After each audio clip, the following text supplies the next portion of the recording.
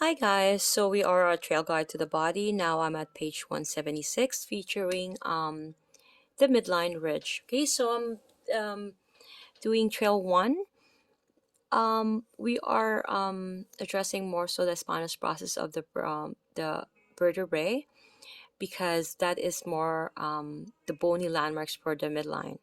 Because the anatomical positioning, you are going towards the midline, which is the spinous process, the midline ridge.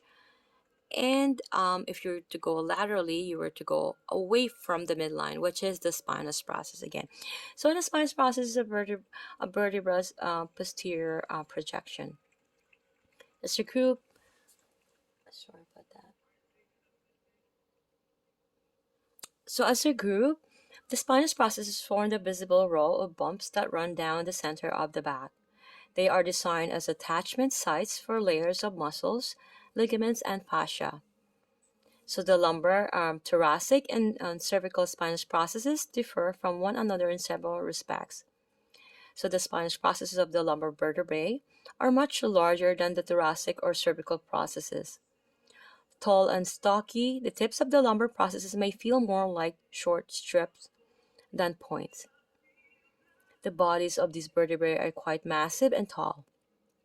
They may have a finger's width of space between their processes. The thoracic spinous processes are smaller and closer together than their lumbar counterparts and angle downward.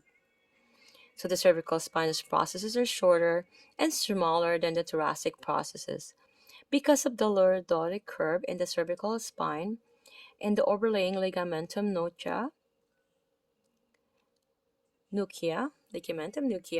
my apologies and thanks for understanding, the cervical spinous processes are actually deeper than the thoracic and the lumbar vertebrae. So the first cervical vertebrae, C1, or atlas, as it is called, is the only vertebra that does not have a spinous processes. Remember, I pointed out earlier it doesn't have. Okay, so here is a bigger image, and for a client having their partner seated with trunk and neck slightly flexed. Okay, it's important that we know the resting positions of every angle of the joints. Okay, this will stretch the overlying tissues and allow the processes to move posteriorly for easier access.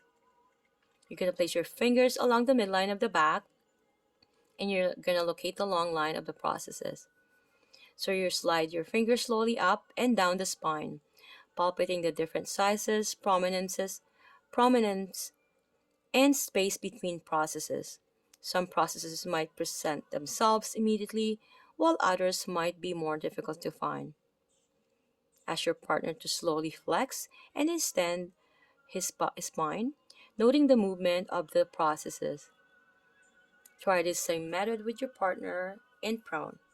Okay, so for you to confirm, you're gonna ask these questions. Can you sculpt out the size of the processes as you palpate them?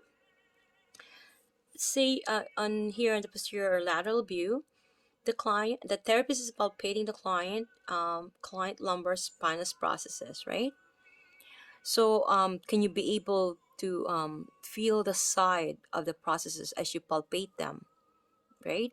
So is there a dip, superior and inferior to the point you feel? Can you line up three fingers on a series of processes or in the spaces between the processes? Okay, so if you can have your partner prone or seated, you can palpate the entire spinal column and count the spinous processes. How many can you feel? All the vertebrae except C1 have spinous processes, making a total of 23. Again, that's 23.